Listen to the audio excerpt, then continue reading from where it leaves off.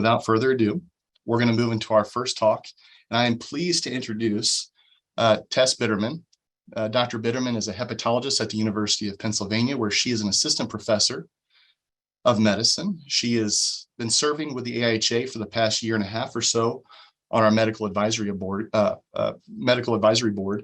She also is a great collaborative mind, helping to work with a number of samples here at Indiana University in a collaborative approach to better understand autoimmune hepatitis and the impact of steroids on these patients as well.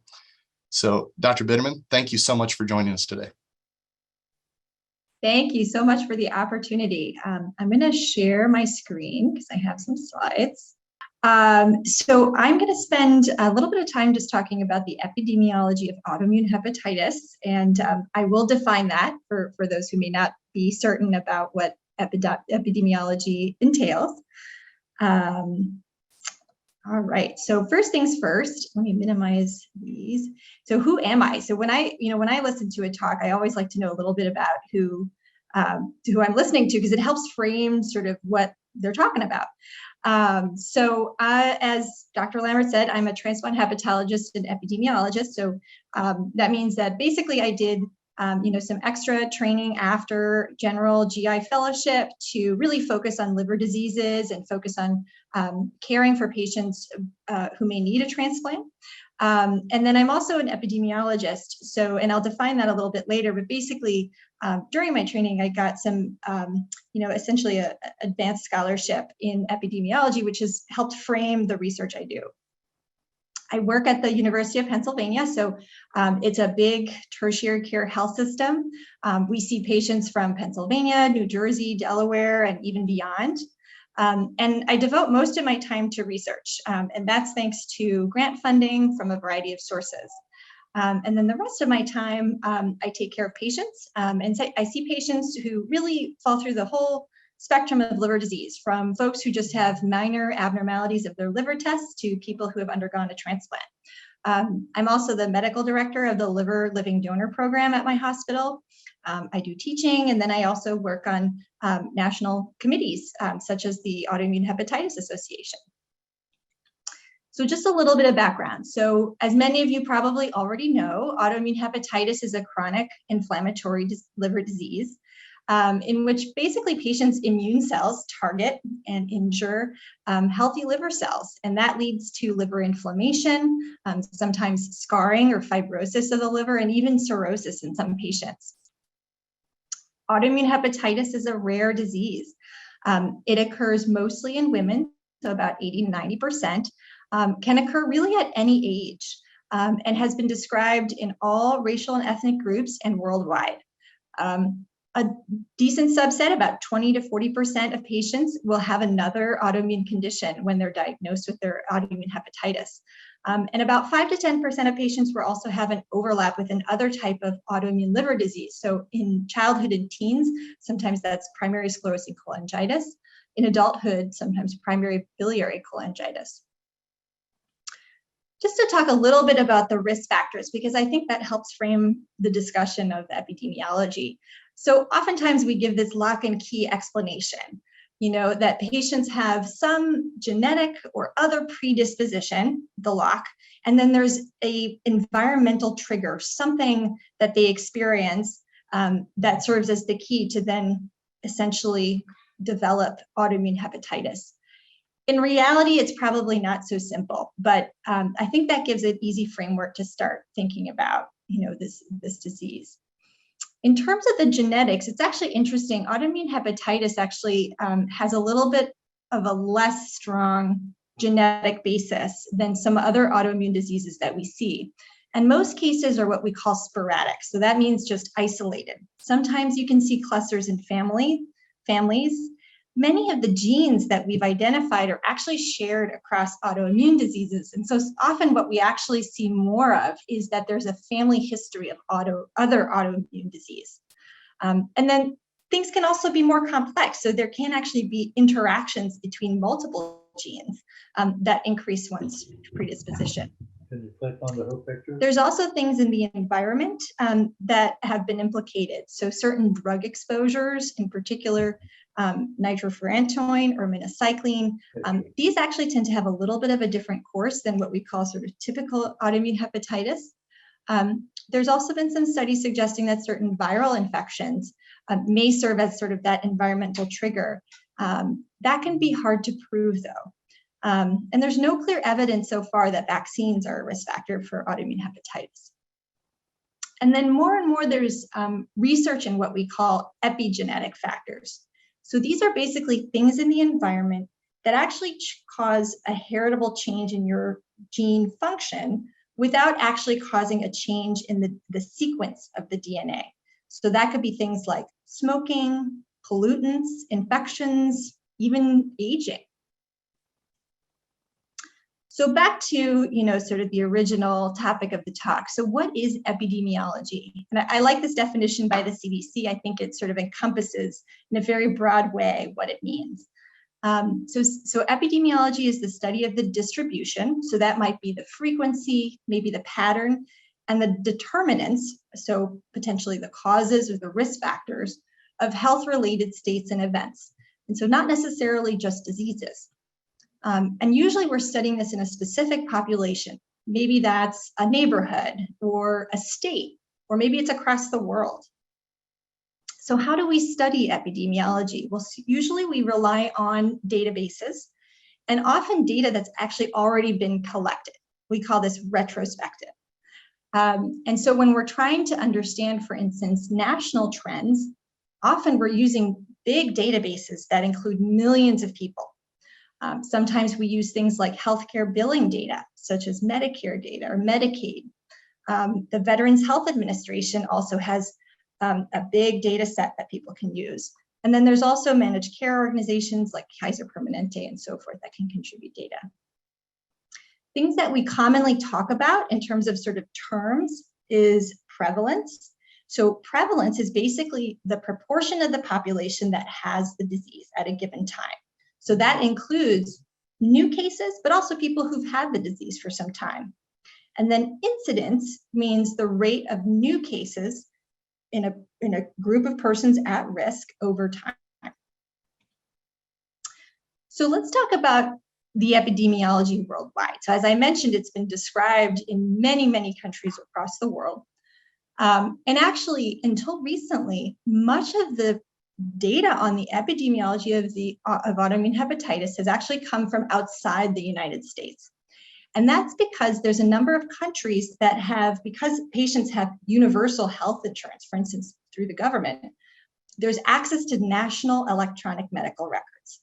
And so there you can really sort of get a sense of sort of how frequent autoimmune hepatitis is, maybe some of the risk factors and so forth. And so a lot of the data that we had up until very recently was from countries in Scandinavia and Northern Europe, and also from Eastern Asia. But there are some implications that we need to think about. So how would these findings necessarily relate to the population in the US? Some of these countries may not be as racially or ethnically diverse, for instance, than the US. And so these are things to think about when we're using the numbers from these different countries and thinking about whether they would actually apply here. So until recently, there were actually only 2 studies on the epidemiology of autoimmune hepatitis in the US. There was an older study from 2002 that looked at a subset of Alaska Natives. And there are definitely some limitations with that. One, the data was a little bit older, from the 1980s and 90s. This subset of Alaska Natives had very unique genetic and environmental factors. So thinking about how that would relate to perhaps someone living elsewhere in the US. And interestingly, the study had actually shown a much higher rate of autoimmune hepatitis than some of the other studies. And so we didn't know whether that was true of the rest of the US. There was also one study of children in Utah, the caveat with that, especially when we're thinking about adults, is that autoimmune hepatitis, while it does exist in kids, is much less common. And similarly, the population studied here was not very diverse. It's been shown that the frequency of autoimmune hepatitis across the world is not uniform. And there's also differences across countries in terms of disease progression and disease severity. So this was a study from a number of years ago that just sort of compares the incidence and the prevalence of autoimmune hepatitis across different countries. And as you can see, there's quite a bit of variation. And the authors basically created this nice figure to basically think about why there might be so many differences across different populations in different countries. And it's because of this complex interplay between various genetic factors, maybe some environmental differences, maybe also factors related to access to health and other health conditions that might relate to autoimmune hepatitis. So now I'm going to spend some time talking about a study that we recently did that is actually just recently got accepted. I don't have a link just yet, but at some point soon, hopefully we'll have a link to share to the actual paper, where basically we performed the first comprehensive study on the epidemiology of autoimmune hepatitis in the US. So I'm going to share some of these results, which I think are really interesting. So for this study, we used healthcare claims data from Optum. So Optum is basically one of the largest private health insurers in the US, and it includes both private commercial plans and Medicare Advantage plans.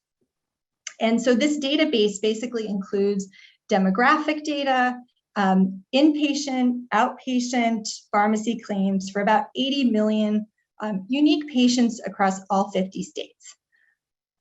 It's been used in a number of different studies that also evaluate the epidemiology of other diseases. And so for our study, our basic inclusion criteria was that we wanted to focus on adults. So they had to be 18 years or older, and they had to have at least 2 years of follow-up in the database. And our database ran from 2009 to 2018, so fairly recent. We had previously come up with an algorithm to identify patients with autoimmune hepatitis based on ICD codes. So ICD codes, for those that don't know, are basically diagnosis codes that are attached to a billed service. So for instance, when you see your physician and you have an office visit, there's a diagnosis associated with that visit. Or when your physician orders a blood test, for instance, there's a diagnosis associated with that. And then we also, it also includes drug codes in the algorithm. And essentially each prescription medication in the US has a unique code that's used for billing purposes, but you can then identify, what medications patients are on. And then we defined new autoimmune hepatitis cases as those who fulfilled the algorithm but had no pre-existing code for at least a year before their first diagnosis code of autoimmune hepatitis. Just to give you a sense of the sort of baseline population, so the Optum population was about half female, about 65% white, 9% Black, 11% Hispanic, and 4% Asian. The median age of the patients in the database was about 49 years.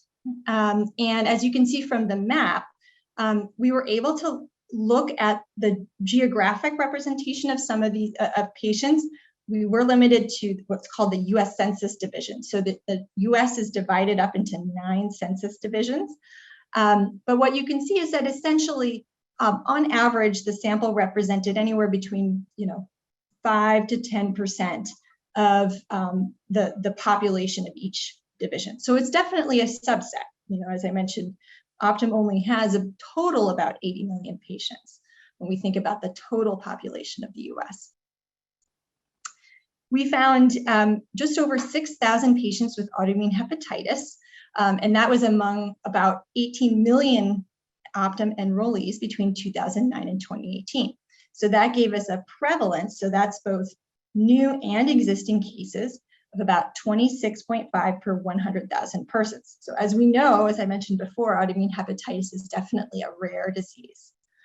And then we also looked, about half of those cases were identified as being new cases. So, and that led to an incidence of about 4 per 100,000 person years. When we talk about incidence, the unit is usually person years, because there's a there's a time component to understanding the rate of new cases. So things that we found that were associated with autoimmune hepatitis prevalence and incidence. So the observations we made, we had known from other studies, obviously, that it's more common in women, but in our sample, it was about 3 to 4 times more higher in women. The highest prevalence and incidence in the US was actually among Black Americans, and the lowest was among Asian Americans. We found that the prevalence and incidence significantly increased starting around age 50 to 59, and then decreased for folks over 80. And then the highest prevalence and incidence were among patients aged 60 to 69 and 70 to 79. What about the impact of geography? So I mentioned before, we were limited in terms of the geographic unit that we could look at. We looked at census divisions, and I put in the top right, there's a little map of sort of what states are included in each of the divisions. But we basically found that there actually is quite a bit of difference in the prevalence and incidence of autoimmune hepatitis across the US. We found higher rates in New England, and actually the lowest rates in the Pacific division, which includes both the Western US, but also Alaska and Hawaii. And then when we accounted for geographic differences in age, sex, race, ethnicity, we also found that geography was still linked to having a new diagnosis of autoimmune hepatitis. And so compared to sort of the national average, we found higher rates in the mountain division and lower, which is mountain division being, sort of Idaho, Wyoming, Nevada, et cetera, and lower rates in the West, North Central, Mid-Atlantic, and Pacific division. We then looked at different subgroups. So we wanted to know, were there differences in new cases of autoimmune hepatitis by race when you compared male versus female? And what we found was, in male patients, there actually was not much difference across the different races and ethnicities. And this was really mostly seen in women. We also looked at the age of onset. So the peak age of onset was less pronounced in men than in women. And so there has been this thought of possibly there being hormonal factors, particularly in women, that somehow serve as a risk factor for autoimmune hepatitis. So for instance, going through menopause. And we also found differences according to different racial and ethnic subgroups. So the age peak was earliest among Hispanic patients and latest among Asian patients. And then the highest peak was among Black patients aged 70 to 79. Next, we wanted to know, were there any differences between geographic and demographic factors? We didn't really find any interplay between geography and sex or geography and age, but we did find an interaction between geography and race and ethnicity, which was quite interesting. So among white patients, the highest incidence of autoimmune hepatitis was in the mountain division and in New England. Similarly, among Black patients, also in New England, but additionally in the East North Central, so sort of the northern Midwest. Among Hispanic patients, it was more clustered towards the South. And then in Asian patients, there was also a different distribution of the incidence of autoimmune hepatitis. And then the last part of our study, we wanted to just look at autoimmune hepatitis with cirrhosis. And so among the new cases, we found about 30% had cirrhosis at diagnosis. And this is actually pretty consistent with other studies that have shown that about a third of patients, when they first get diagnosed with autoimmune hepatitis, they have cirrhosis on their biopsy.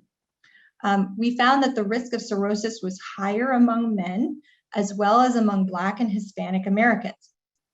We also found that the risk of cirrhosis at diagnosis increased with increasing age, about 26% for every 10-year increase in a person's age. And then we also found that it was linked to patients' education. And so that, to me, highlights more this issue of social determinants of health, access to healthcare, and so forth. And we did also find geographic differences in the probability of having cirrhosis at the time of diagnosis. So the crude rates ranged from about 26% to 37.5% across the US. And then when you account it again for these maybe geographic differences in terms of race, ethnicity, et cetera, we found that essentially the East-South Central division had about a 36% higher likelihood of patients being diagnosed with cirrhosis at the time of having cirrhosis at the time of autoimmune hepatitis diagnosis. So a couple takeaways. So this really was the first, understanding of the frequency and the patterns of autoimmune hepatitis among adults in the US. We found key differences in the burden and severity of autoimmune hepatitis according to these different demographic factors, both in isolation and also in combination. Obviously, there are some limitations to acknowledge. So Optum, as I mentioned, is a private insurance company. And so that may not reflect the whole picture in the United States. Further studies could use, could explore this again in other populations to see, do our numbers match up? And similarly, that would help increase, the social economic diversity of the population. Unfortunately, US Census Division was the smallest geographic unit we had available. But I think this thought of looking at the environment is super interesting and really important. And so it would be great to have further studies that look at state level or even smaller geographic units to understand this impact of environment. And then, as I mentioned, the race ethnicity categories we had available are obviously very broad. And so, potentially, further studies could be more specific. But we hope that the study really serves as a first step to fuel new research in this area, not only for patients in the US, but even beyond. And the more we can understand about the interaction of genetic, social, environmental factors that impact autoimmune hepatitis and also the natural history of the disease, the better we can treat patients.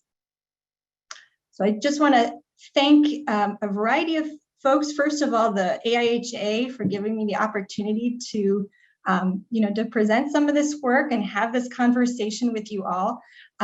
Also want to thank the American Association for the Study of Liver Diseases, as they provided some of the funding that actually led to this study, and the collaborators that I worked with. And then, as Dr. Lammert said, also want to thank my other autoimmune hepatitis research collaborators. I think it's a really exciting area of research and has been a little understudied until now. But I think hopefully there's a lot of momentum to do more research so that we can better take care of patients. And then lastly, the National Institutes of Health, who help provide, allow me to do research most of the time. Yeah. Thank you, Dr. Bittermann. Really appreciate it. And congratulations on the work. And much as you said, and I'll highlight for all of our members as well, much overdue for this type of work in North America. So we're excited.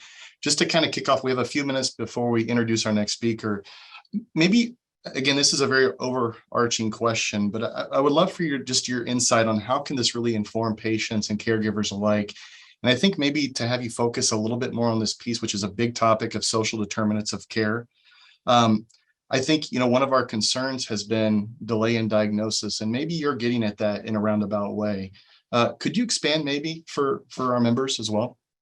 Yeah, and let me try it here. I'm going to stop my screen here. I think, I think the finding of, for instance, having an increased risk of cirrhosis at diagnosis with some of these social factors definitely points to the issue of, maybe patients not having routine healthcare, or at least sort of access to healthcare, or quick, access to healthcare. And more we're seeing that with other diseases. And I think also is, as I mentioned, autoimmune hepatitis is a very rare disease. There are parts of the US where there are no liver doctors in, the entire state. And so, the more that we can help educate, not only, educate providers to be aware of autoimmune hepatitis, even primary care physicians, maybe the earlier they can get plugged into care. Yeah, I think that's important. And Denise had brought this up too, this idea of medical care and quality at an urban or rural community. I think you spoke a little bit to that as well. This, again, it's interesting. This comes up often. And some of my suspicion just from my clinical experiences, I'm having patients present later where they were told they had fatty liver disease because that is so prevalent. And it can be very similar, particularly seeing that even elevated immunoglobulin G levels can be high in 25 to 30% of these patients as well. Is there a better role? Should we be doing a better job as hepatologists or a community, making our PCP, our primary care doctors, more able to diagnose this, or should they be taking another step? Yeah, no, I would say the majority of the patients I see, because most patients don't feel any different when they are found to have autoimmune hepatitis. Majority of patients that I see, what happens is someone checks their liver tests, maybe it's their primary as a screening test, but that's not a uniform practice by any means. And so that's obviously the first step. And then there's the second step of actually getting them plugged in with a specialist, which can be also very difficult. Maybe you live really far away. Hopefully, the experience we've had with telemedicine and during the pandemic has sort of helped, increase these connections between various healthcare settings that may not have as good access to, places, like where I work, where, there's lots of very smart people here, but it can be hard to get here.